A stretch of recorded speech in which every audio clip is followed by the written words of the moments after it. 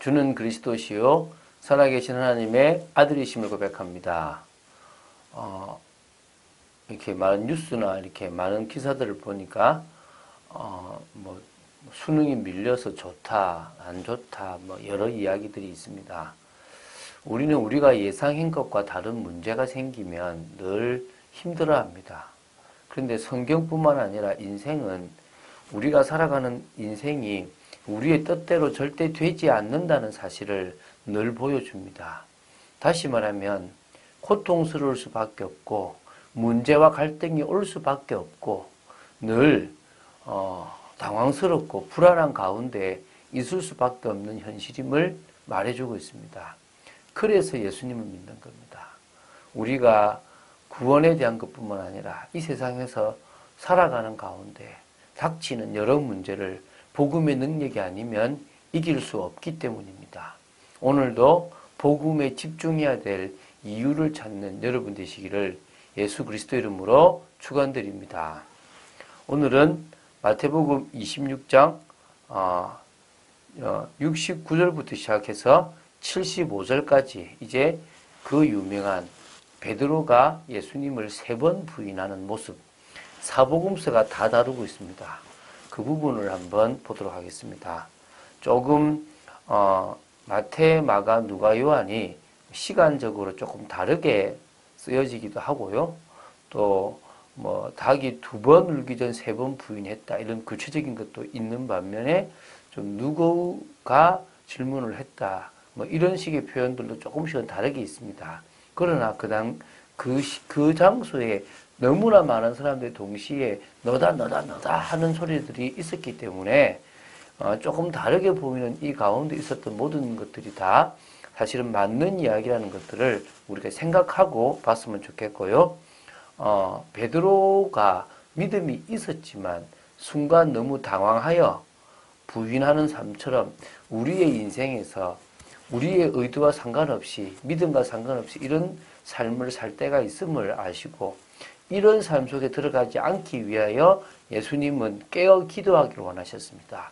우리도 오늘 깨어 기도해야 될 이유가 우리 앞에 당하는 상황 속에 이 베드로처럼 깨어있지 않는 속는 인생이 되지 않기 위해서 기도하는 것임을 알고 기도한 여러분 되시길 바랍니다. 69절을 제가 읽습니다. 베드로가 바깥들에 앉았더니 한 여종이 나와 이르되 너도 갈릴리 사람 예수와 함께 있었도다 하거늘.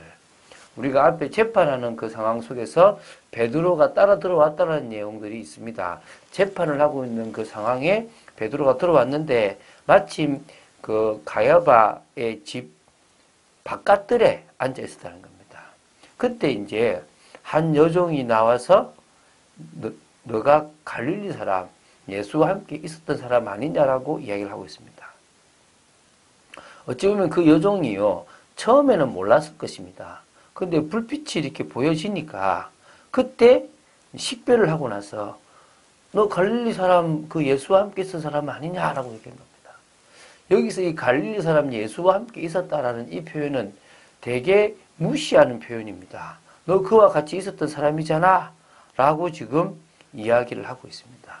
마가복음 14장 67절에는 나사렛 예수와 함께 있었다라는 표현인데 다 조롱의 표현이라고 보시면 됩니다. 70절을 제가 봅니다. 베드로가 모든 사람 앞에서 부인하여 이르되 나는 내가 무슨 말을 하는지 알지 못하겠노라 하며 지금요 그 여종 앞에서가 아니라 모든 사람 앞에서 지금 예수님과 자신과의 관계를 부인하고 있습니다.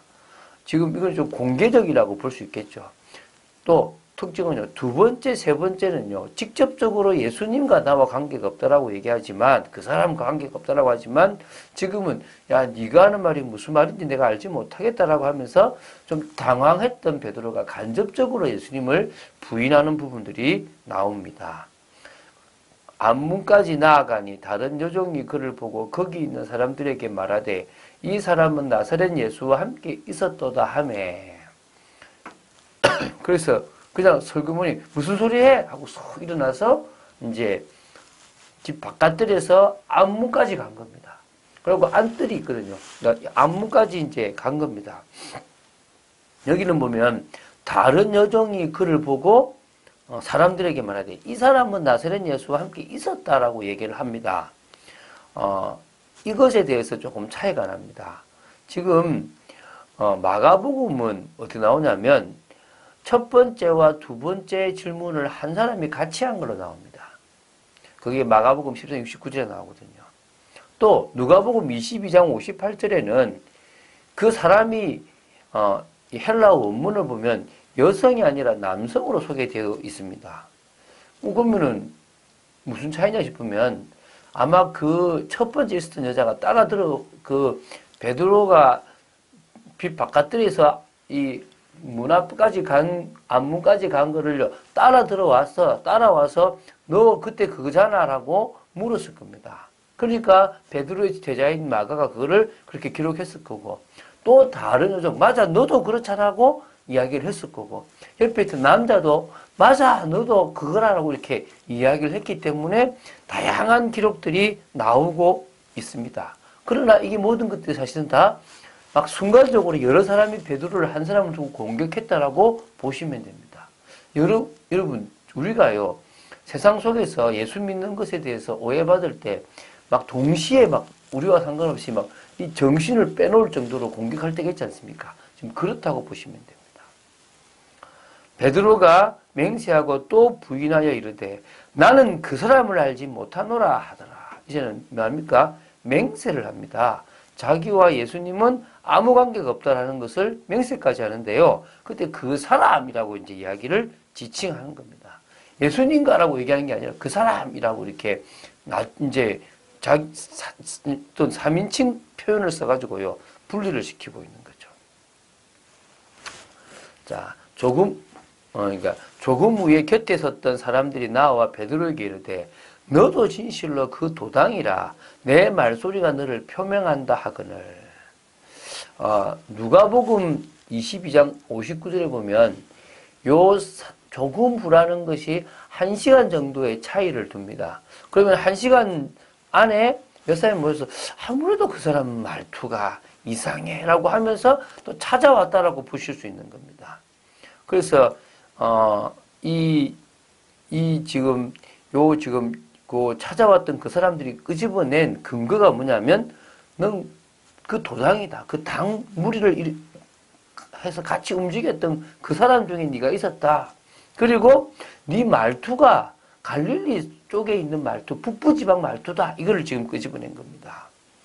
그래서요. 근데 이때 그 요한복음 18장 26절에 보면 그 사람들 가운데 그 베드로가 귀를 잘랐던 말고의 친척도 있은 거예요.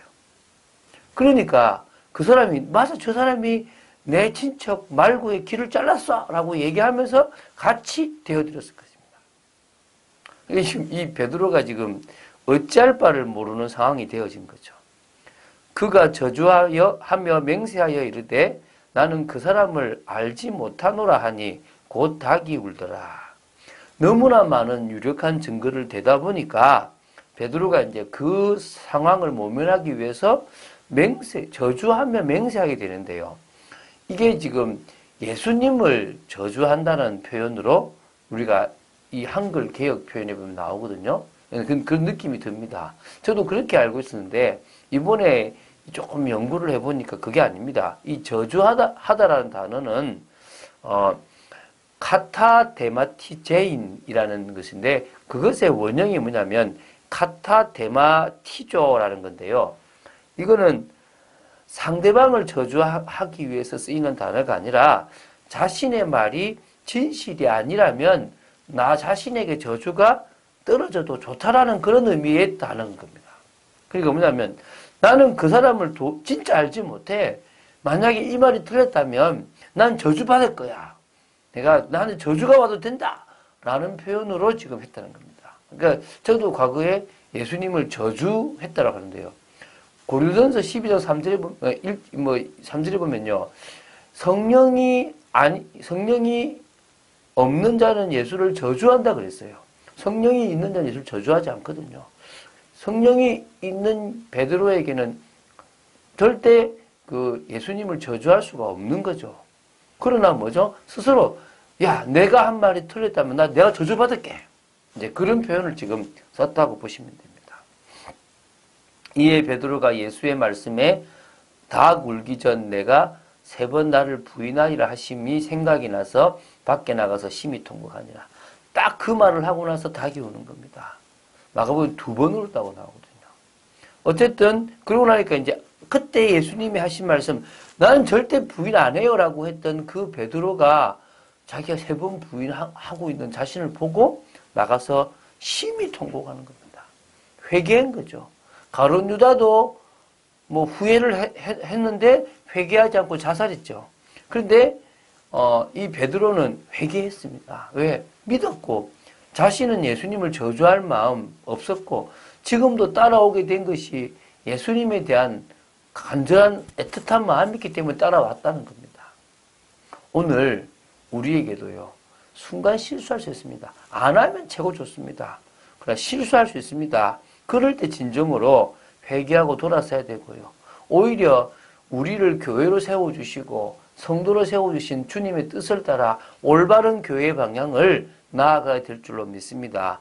은혜 아니면 안 됩니다. 날마다 축복 안 누리면 안 됩니다. 그래야 우리가 지체고 하나 되고 참된 헌신이 되어집니다. 그러기 위해서는요. 나, 물질, 성공 중심으로 계속 창세기 3장, 6장, 11장으로 가고 있는 이 세상 속에서 우리는요. 복음에 집중하는 중에 하나님과의 소통, 나와의 소통, 또 뭡니까? 사람들과의 소통, 생명운동을 위한 소통들이 일어나야 될 줄로 믿습니다. 다른 것 없거든요.